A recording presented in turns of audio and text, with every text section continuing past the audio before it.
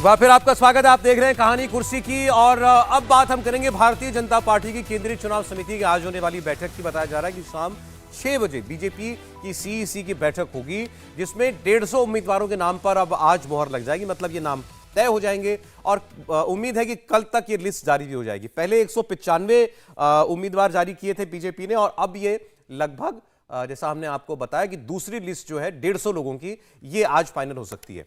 पहली लिस्ट में प्रधानमंत्री मोदी, गृहमंत्री अमित शाह, राजनाथ सिंह ऐसे बड़े बड़े नाम शामिल थे। हमें जो जानकारी मिल रही है उसके मुताबिक आज होने वाली बैठक में गुजरात, महाराष्ट्र और तेलंगाना की बची हुई लोकसभा सीटों पर प्रत्याशियों के नाम पर खास तौर पर चर्चा होनी है। कुल मिलाकर 150 सीटें। पहली लिस्ट में 16 राज्य, 2 केंद्र शासित प्रदेशों के अलावा इसमें 34 केंद्रीय मंत्रियों के नाम जो है वो शामिल थे। लोकसभा अध्यक्ष ओम बिरला का नाम शामिल था, 2 पूर्व मुख्यमंत्री इसके अंदर शामिल थे। इसके अलावा इस सूची में 28 महिला कैंडिडेट्स थी, 50 साल से उम्र के 47 उम्मीदवार थे।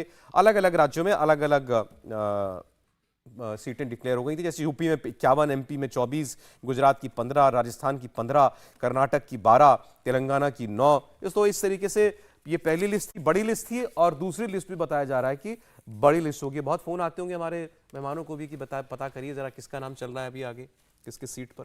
नहीं देखिए, है क्या ना कि उनको कहना ही पड़ता है कि भैया देखो हम जान भी गए होंगे तो बताएंगे नहीं, नाम कट जाएगा। तो ये वाला खतरा नहीं लेना है। लेकिन हाँ, ये बात सच है कि भारतीय जनता पार्टी चुनाव जिसको कहते हैं कि तारीख आए उससे पहले बहुत आगे चली जाना चाहती है। और अगर आप ध्यान से देखें तो 195 सीटें इस तरह से घोषित करना ये पहले कभी बीजेपी ने नहीं किया है। कभी ऐसा नहीं हुआ कि इतना अर्ली इतनी सीटें वो घोषित कर दे। और चूंकि 150 सीटों की चर्चा हो रही है, लेकिन जो भारतीय जनता पार्टी के लोग हैं वो बार बार ये कह रहे हैं कि देखिए अब चर्चा तो आखिरी दौर में है।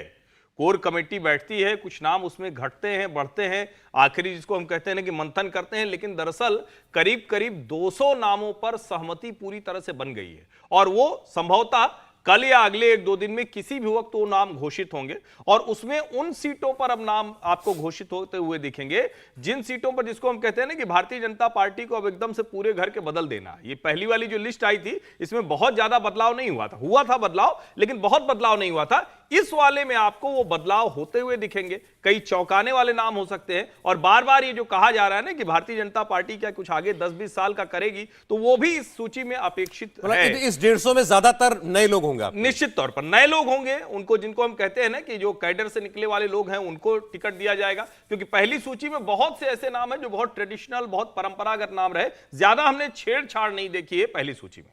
राहुल जी, देखिए मुझे लगता है अगर जैसे हम बात कर रहे हैं कि इसमें जो है महाराष्ट्र की जो सीटों पे होगा, इसमें जो है बिहार की सीटों पे होगा, तो बिहार में वैसे भी अगर ये अनाउंसमेंट हो जाता है तो इससे ये संकेत ज़रूर मिलेंगे कि जो चिराग पासवान और पशुपति पारस की जो बीच को लेकर जो पशुपेश था, इनका नाम ले दिया आपने, उनको लेकर के बहुत सारी खबरें आ रही हैं। हाँ, चिराग पासवान बढ़िया रैली की। इसीलिए मैं कह रहा हूँ कि वो जो बातें हो रही थी कि वो लोग जो हैं वो खुश नहीं हैं, वो ज़्यादा सीटें मांग रहे हैं, तो शायद वो संशय कहीं ना कहीं खत्म हो गया होगा। दूसरी बात, अगर इसमें जो है उत्तर प्रदेश की सीटों की बात होती है, जैसे अगर नए नामों की बात होगी तो फिर संघमित्रा, बृजभूषण, वरुण गांधी, जो इन सब सीटों में जो मेनका गांधी सीटों पर अभी कोई फाइनल नाम नहीं है। इन सीटों के ऊपर जो है मुझे लगता है वो जिनको लेकर कहें कि पार्टी का कैडर भी असहज है और पार्टी की छवि पर बहुत असर पड़ रहा है। तो उस तरह की सीटों पे मुझे लगता है कि अगर मंथन हो गया होगा तो वो अनाउंसमेंट्स होंगी।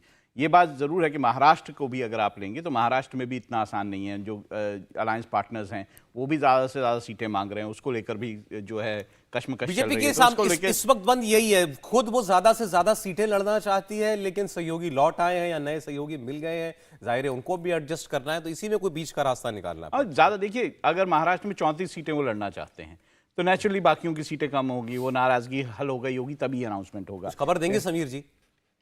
बिल्कुल, महाराष्ट्र को लेकर काफी चर्चा हो चुकी है। अमित शाह जब मुंबई गए थे, उन्होंने बैठक की थी, उसके बाद मुख्यमंत्री एकनाथ शिंदे, उप मुख्यमंत्री अजित पवार और देवेंद्र फडणवीस दोनों महाराष्ट्र आए थे, दिल्ली आए थे, अमित शाह से मुलाकात की थी, जेपी नड्डा से मुलाकात की थी। तो मुझे लग रहा है कि महाराष्ट्र को लेकर एक मोटा मोटी सहमति बन चुकी है कि एकनाथ शिंदे को कितने सीटें जाने वाली है और अजित पवार को कितने जाने वाली है, उन्हें बता दिया गया है। मुझे लग रहा है आज इस बात की जरूर घोषणा महाराष्ट्र की कुछ सीटों की हो सकती है। इसके अलावा मुझे लग रहा है कि बंगाल की जो सीटें रह गई थी वो पूरी घोषित हो जाएंगी, क्योंकि ममता बनर्जी ने पूरी 42 सीटों पर अपने उम्मीदवार घोषित कर दिए। तो बंगाल भी मुझे लग रहा है शामिल हो जाएगा। लेकिन जब तक लिस्ट के अंदर नाम नहीं आता तब तक सभी सांसदों को लगता है कि नाम होगा कि नहीं होगा, क्योंकि कौन सी सीट गठबंधन के सहयोग को जा सकती है, कब कोई नया उम्मीदवार वहां पर आ सकता है, ये भी तय हो कि जिस तरह से भारतीय जनता पार्टी में निर्णय हो रहे हैं कि पहली बार के विधायक सीधे मुख्यमंत्री बन जाते हैं, किसी नए को चेहरे को किसी सीट से उतार दिया जाता है, तो किसी का भी टिकट निश्चित नहीं है। पार्टी के सांसद मान के चल रहे हैं कि कुछ भी किसी भी सीट पर हो सकता है। लेकिन मोटा मोटी पार्टी ने 190 के करीब सीटों पर विचार विमर्श कर लिया है। मध्य प्रदेश की जो 5 सीटें घोषित नहीं हुई थी, 195 में बाकी सीटें घोषित हो गई थी, तो उस सीटों का भी नाम आज मुझे लगता है आ जाएगा, जिसमें लेकिन इंदौर ऐसा शामिल है, जैसे अभी आप कह रहे थे, छिंदवाड़ा है। हर्षवर्धन जी ने कहा कि भाई ये बीजेपी कभी ऐसे नहीं करती थी, हो रहा है। अब ये जो बीजेपी की ट्रिक है बाकी पार्टियों ने भी अपनानी शुरू कर दी। क्या कांग्रेस ने देखिए बहुत सारे उम्मीदवारों के नाम दे दिए, टीएमसी ने सारे दे दिए।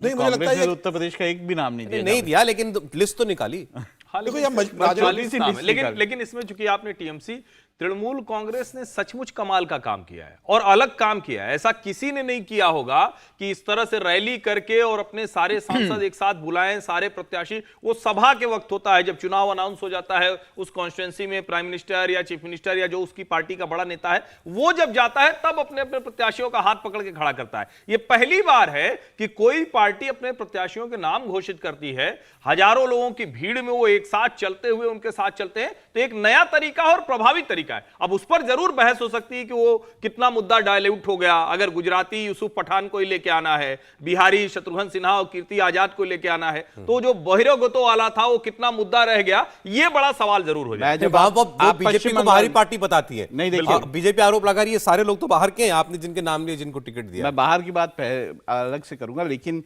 देखिए जो टीएमसी ने जो लिस्ट निकाली है, बहुत सारी सीटों के बारे में, बशीरहाट और सब सीटों के बारे में बात हो रही है।